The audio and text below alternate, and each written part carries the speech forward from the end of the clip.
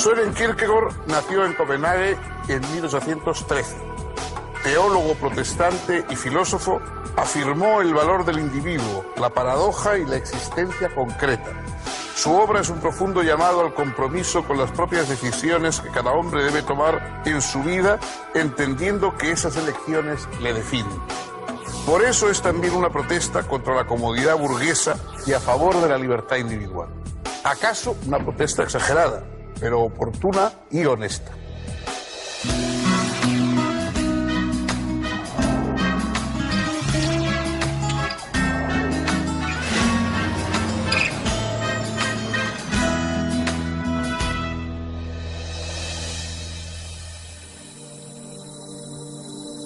Amigas, amigos, bienvenidos. Muchos filósofos se han esforzado por comprender el mundo. Aristóteles habló del asombro a partir del cual pensamos, reflexionamos, hacemos ciencia, pero hay también otros sentimientos, quizá incluso más profundos, más urgentes, que nos llevan a pensar. Por ejemplo, el miedo a la muerte, el miedo a la desaparición, el qué será de nosotros. Esa sensación de que nos vamos a perder, de que vamos a desaparecer como si nunca hubiéramos existido, esa es la sensación que está en el corazón de la obra de Søren Kierkegaard, el gran pensador danés, en un lugar, en una dimensión distinta. No es uno de los grandes países filosóficos, y Dinamarca, pero ha producido este extraordinario pensador. Søren Kierkegaard es un individuo que sufre, que se angustia, que teme y que por lo tanto se pregunta qué va a ser de él. Naturalmente la respuesta a este tipo de preguntas, la respuesta tradicional, ha sido la religión, mucho más que la filosofía. La religión es la que produce salvación, promete salvación, mientras que la filosofía se contenta con comprensión, conocimiento. En una familia de riguroso espíritu religioso es en el que creció Kierkegaard, y su padre era un personaje realmente obsesionado, traumatizado, diríamos, por la religión, que en un momento determinado, acompañado de su propio hijo, subió a uno de los montes cercanos allí a Copenhague para nada menos que maldecir al cielo, maldecir a Dios, porque él creía que había sido abandonado, que había sido por sus pecados abandonado definitivamente por la divinidad. Todo esto, este mundo traumático, este mundo, digamos, de una fe exasperada, es el mundo en el que crece Kierkegaard. Y Kierkegaard se pregunta, sí, por los temas de la religión, pero no le basta simplemente con cerrar los ojos y entregarse a la fe. Él quiere tener fe, pero también quiere comprender, quiere ir más allá de lo que da simplemente la obediencia a la religión establecida, con la cual él, por otra parte, no se llevaba nada bien. Hay un salto más allá de lo comprensible que es el que hace la religión, y ese es el que quiere dar Kierkegaard. Su obra es una mezcla extraordinaria de literatura, era uno de los grandes y es uno de los grandes escritores sin duda que tiene el mundo filosófico, es una muestra de religión, de literatura, de pensamiento y sobre todo de testimonio humano. Hay algo profundamente humano, profundamente creíble en toda la reflexión de Søren Kierkegaard.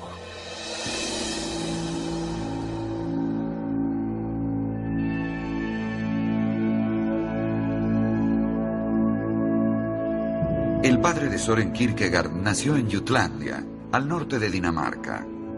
Trabajó desde chico y a los 14 años fue a Copenhague, donde se dedicó al comercio textil con mucho éxito. Pronto se transformó en una persona de fortuna. Su primera mujer no le dio hijos y falleció tempranamente.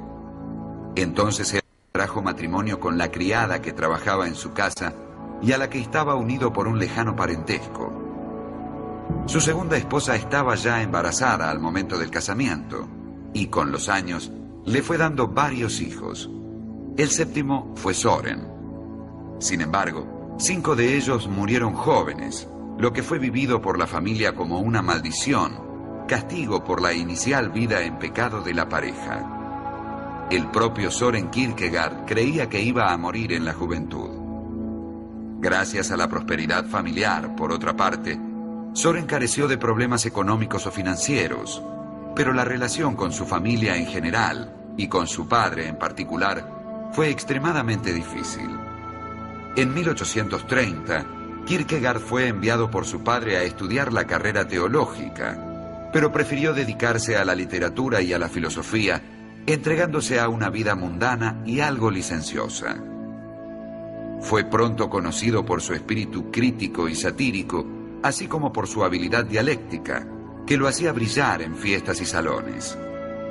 Esto condujo, obviamente, a enfrentamientos cada vez mayores con su padre, que lo veía gastando el tiempo en teatros y cafés. Finalmente, cortaron relaciones. Su padre le otorgó una pensión y las llaves de un departamento y dejaron de tratarse. No obstante, pocos años después, en 1838, el anciano enfermó gravemente y antes de morir se reconcilió con su hijo. Luego del fallecimiento de su padre, Søren retomó las prácticas religiosas que había abandonado y reinició sus estudios con gran entusiasmo. En 1840 se licenció en teología y en 1841 en filosofía.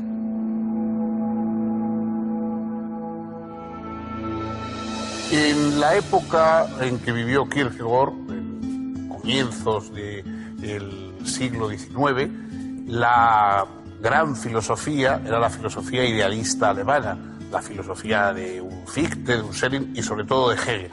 Una filosofía centrada en los grandes temas, el espíritu, el ser, esos universales, extraordinarios conceptos omniabarcadores que constituían una visión magna de la comprensión del mundo. Kierkegaard parte de un punto muy distinto, él mismo, la individualidad. Para Kierkegaard lo que importa es el individuo que él mismo era. Era una persona que tenía una serie de taras físicas, era jorobado, era un hombre que tuvo muchos problemas de acercamiento al sexo femenino, se enamora de una joven, Regina Olsen, a la cual después de haber seducido, digamos, verbalmente, no se atreve a dar el paso carnal sucesivo por miedo a la impotencia, por miedo a esa especie de preocupación permanente por su propia limitación, por su propia escasez, digamos, de lo que significa el ser individual. Kierkegaard lo que quiere es hablar desde su sufrimiento y desde su dolor. No le preocupa o no pone por delante una reflexión sobre el universo, sino un testimonio de vida. Ese testimonio es la de lo que podemos aplicar también cualquiera de nosotros, porque todos nosotros partimos de nuestra propia experiencia. Él analiza la vida del hombre y dice que los seres humanos pasamos por una serie de etapas en nuestro desarrollo y a veces unos quedan en una etapa o en otra. Hay una etapa ética, es decir, cuando vivimos preocupados por el deber, por las obligaciones, etcétera. Hay una etapa estética en la cual estamos, o algunos están especialmente preocupados por el tema de la belleza, por el tema de la representación de lo hermoso, por el tema de lo sublime, etcétera. Y hay una etapa religiosa, que es la de quienes lo que buscan es esa salvación, ese rescate frente a la muerte, frente a la perdición, frente al olvido. En esas etapas, oscilando, porque él era un espíritu muy refinado, muy estético, oscilando entre la ética que le atormentaba, la estética que le tentaba y la religión que le prometía salvación, se mueve la figura de ese gran escritor que fue Søren Kierkegaard, que publicó sus diversas obras con seudónimos diferentes, es decir, se fue inventando personalidades distintas desde las que hablar o éticamente, o estéticamente, o religiosamente. Esta es la compleja obra, la compleja figura de Kierkegaard.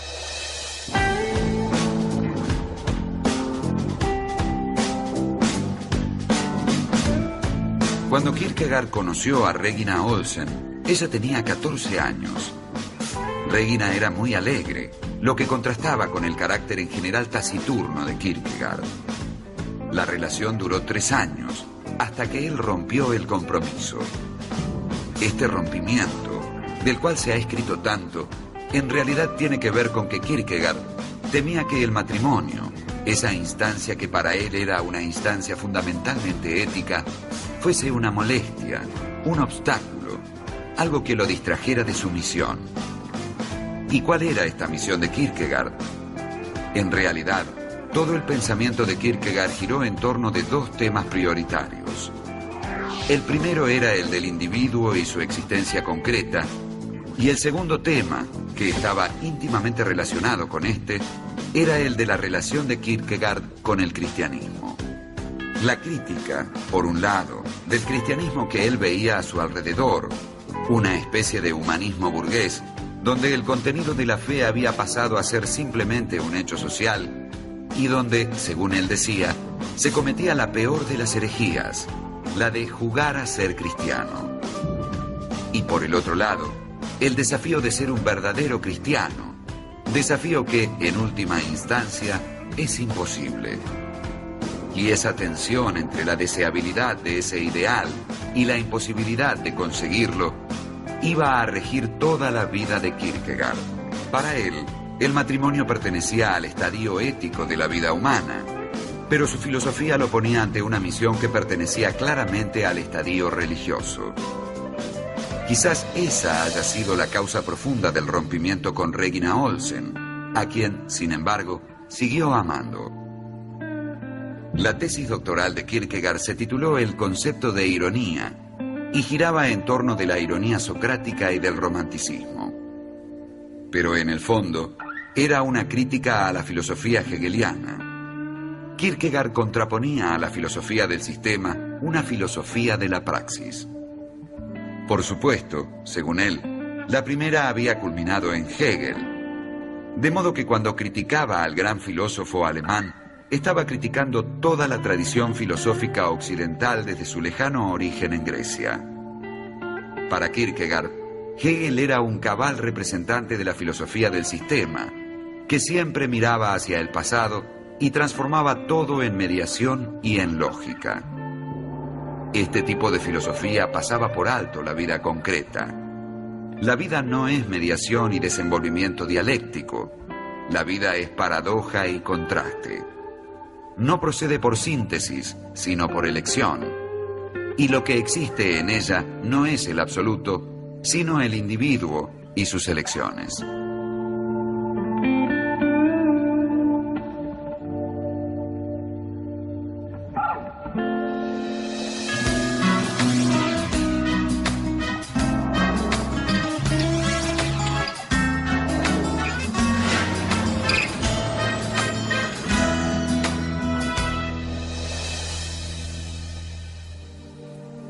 El ser humano actúa, es decir, no está programado por la naturaleza para cumplir determinadas funciones, sino que tiene que elegir, tiene que optar. Eso es lo que llamamos libertad.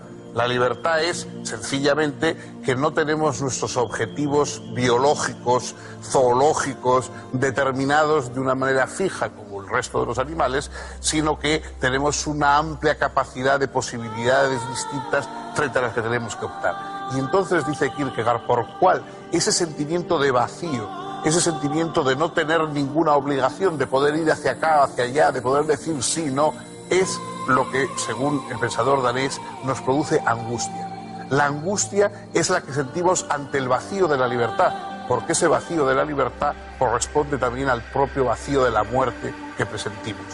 De modo que el espíritu tiembla, se angustia y, en último término, puede buscar la fe. Pero la fe es a su vez también algo temible, porque la divinidad no nos promete en principio razones, comprensión, utilidad, sino que hay que elegir entre el mundo de la razón y el mundo de lo útil, el mundo de lo verosímil y el mundo de la fe, que es una ruptura absoluta con todo eso. De ahí, por ejemplo, el modelo de la divinidad de Jehová, cuando nada menos que ordena a un padre que suba a un monte y ejecute a su propio hijo. En esa historia bíblica del padre que lleva aterrorizado pero lleno de fe su hijo al monte y está a punto de matarlo hasta que le detiene la mano de Dios, está esa especie de absurdo terrible de la divinidad. La divinidad lo que quiere decir es: no valen ninguno de los razonamientos humanos, no valen ni siquiera los razonamientos éticos que hacen que un padre no pueda matar a su hijo. O crees o no crees, o entras en el mundo de la creencia y entonces todo es posible, puesto que para Dios todo es posible, no hay nada necesario, ni siquiera el pasado. Todo puede ser cambiado, todo puede ser borrado. Entrar en el mundo de Dios es entrar en el mundo de la posibilidad pura y abierta permanentemente, o nos permanecemos en el mundo de lo necesario, de lo mecánico, de lo natural, ¿no? Esta es la opción de Kierkegaard, y Kierkegaard busca, probablemente, él dice que nunca encontró fuerza suficiente para convertirse en lo que él llamaba el caballero de la fe, el que es capaz de dar el salto y decir: ahí queda el mundo con su necesidad y con su razón, y yo me entrego a lo irracional, pero que salvo. Ese es el planteamiento extremo de Kierkegaard, el planteamiento en el que se desgarró a lo largo de toda su vida.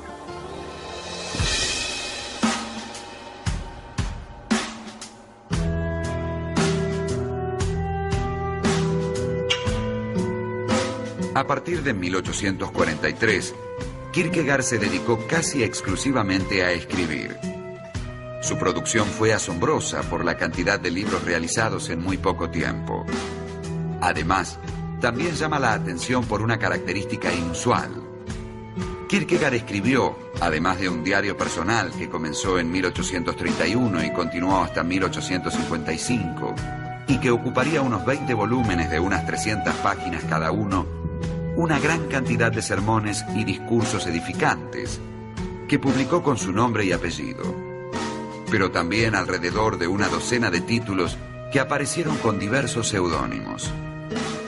Y este juego de máscaras es un recurso muy interesante, porque lo que hace ahí Kierkegaard es tomar experimentalmente, como él dice, un autor que, de alguna manera, represente un punto de vista para mostrar sus limitaciones. Por ejemplo, en Temor y Temblor, el autor aparece firmando como Johannes de Silencio y cuenta la historia de Abraham, que va a sacrificar al hijo porque Dios se lo ordenó. Cuando uno lee se da cuenta de que hay en el presunto autor, no en Kierkegaard, sino en este de Silencio, a pesar de sus intenciones, una imposibilidad de comprender lo que pasa en Abraham. Porque de Silencio se ubica en el punto de vista ético, y desde el punto de vista ético trata de abarcar aquello que está más allá de él. Pero para el hombre ético, lo que hace el hombre religioso es mera locura. Este tipo de juego se va a dar siempre con los seudónimos. En realidad, los seudónimos no implican ningún ocultamiento de identidad. En Copenhague todo el mundo sabía quién era el autor de sus libros.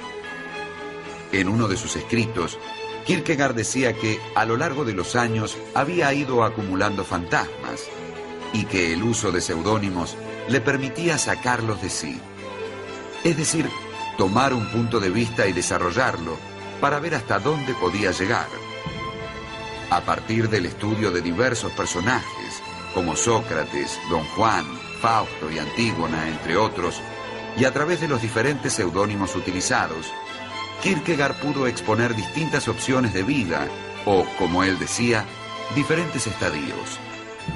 Se trataba básicamente de 3 estadios: el estético, el ético y el religioso.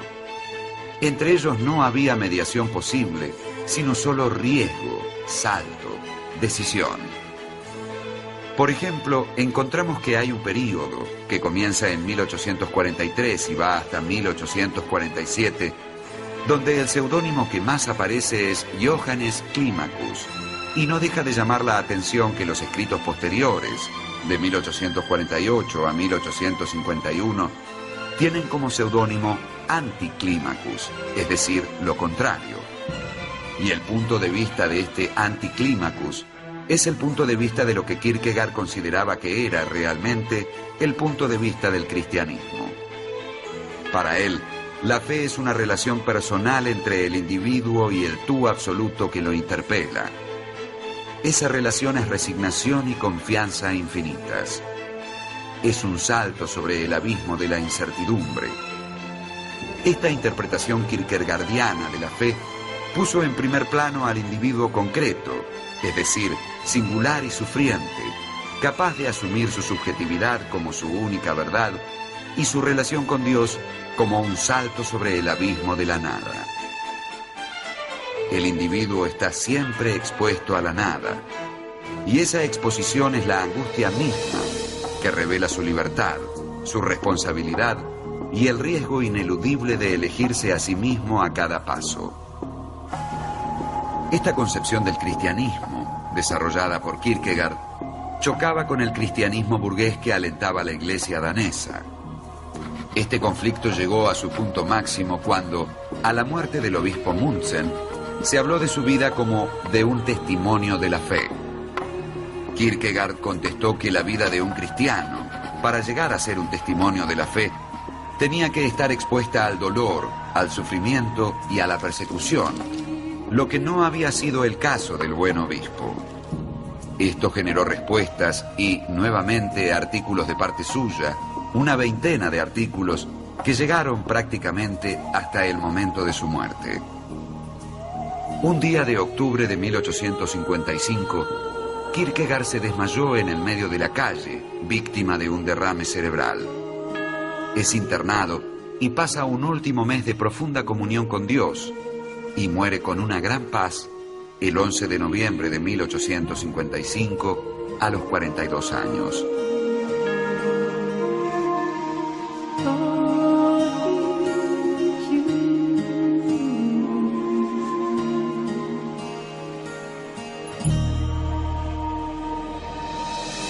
Søren Kierkegaard escribió, y muy bien por cierto, toda su obra en danés, que naturalmente es una lengua de un reducido número de hablantes y además no de las principales lenguas europeas en el terreno del intelecto, de la ciencia, etc.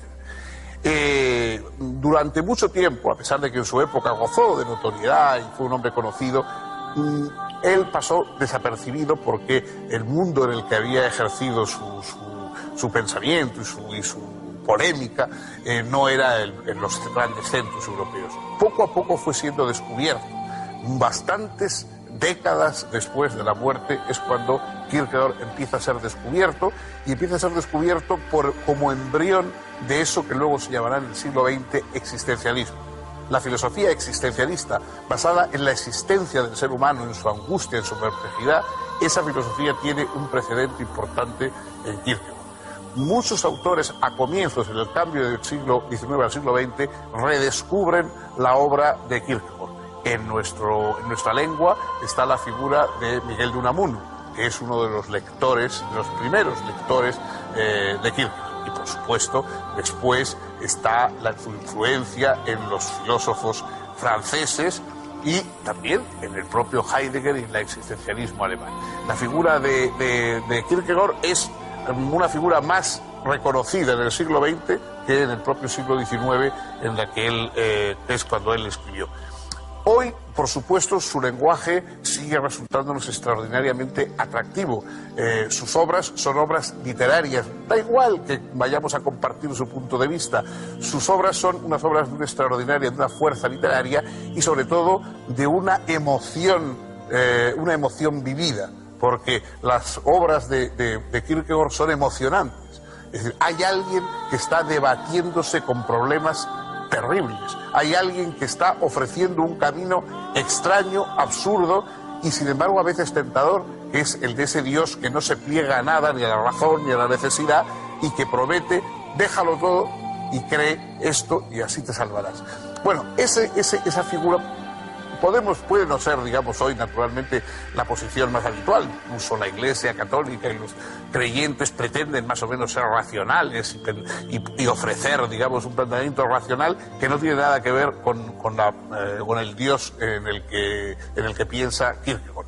Pero su obra como expresión subjetiva del pensar, ese tipo de ensayo que no es un ensayo académico, que no es un ensayo que puede enseñarse en una clase, sino que es un grito que sale de una persona que sufre, eso sigue siendo hoy vigente y sigue siendo una lectura que puede emocionarnos y que puede interesarnos a cualquiera de los lectores actuales. Pues bien, aquí hoy dejamos estas reflexiones, este contar la historia de los grandes filósofos.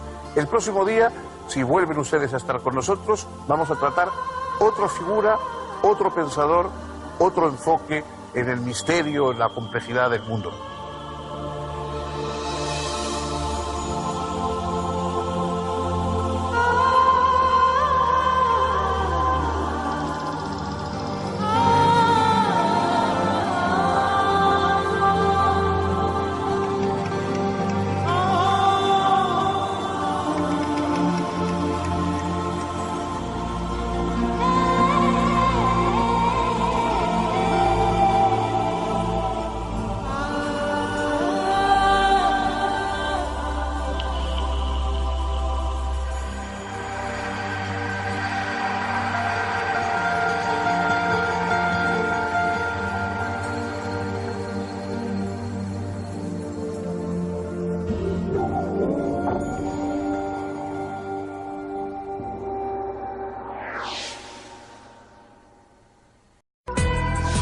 Søren Kierkegaard nació en Copenhague en 1813. Teólogo protestante y filósofo, afirmó el valor del individuo, la paradoja y la existencia concreta. Su obra es un profundo llamado al compromiso con las propias decisiones que cada hombre debe tomar en su vida, entendiendo que esas elecciones le definen. Por eso es también una protesta contra la comodidad burguesa y a favor de la libertad individual. ¿Acaso una protesta exagerada, pero oportuna y honesta?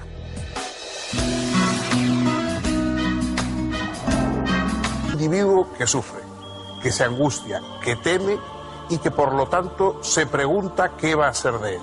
Naturalmente, la respuesta a este tipo de preguntas, la respuesta tradicional, ha sido la religión, mucho más que la filosofía. La religión es la que produce salvación, promete salvación, mientras que la filosofía se contenta con comprensión, conocimiento. En una familia de riguroso espíritu religioso es en el que creció Kierkegaard, y su padre era un personaje realmente obsesionado, traumatizado, diríamos, por la religión, que en un momento determinado, acompañado de su propio hijo, subió a uno de los montes cercanos allí a Copenhague para nada menos que maldecir al cielo, maldecir a Dios, porque él creía que había sido abandonado, que había sido por sus pecados abandonado definitivamente por la divinidad. Todo esto, este mundo traumático, este mundo, digamos, de una fe exasperada, es el mundo en el que crece Kierkegaard. Y Kierkegaard se pregunta, sí, por los temas de la religión, pero no le basta simplemente con cerrar los ojos y entregarse a la fe. Él quiere tener fe, el miedo a la muerte, el miedo a la desaparición, el qué será de nosotros. Esa sensación de que nos vamos a perder, de que vamos a desaparecer como si nunca hubiéramos existido, esa es la sensación que está en el corazón de la obra de Søren Kierkegaard, el gran pensador danés, en un lugar, en una dimensión distinta. No es uno de los grandes países filosóficos, y Dinamarca, pero ha producido este extraordinario pensador. Søren Kierkegaard es un...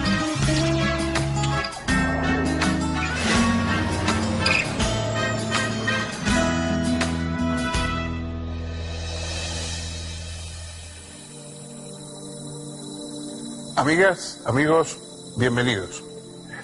Muchos filósofos se han esforzado por comprender el mundo. Aristóteles habló del asombro a partir del cual pensamos, reflexionamos, hacemos ciencia, pero hay también otros sentimientos, quizá incluso más profundos, más urgentes, que nos llevan a pensar. Por ejemplo,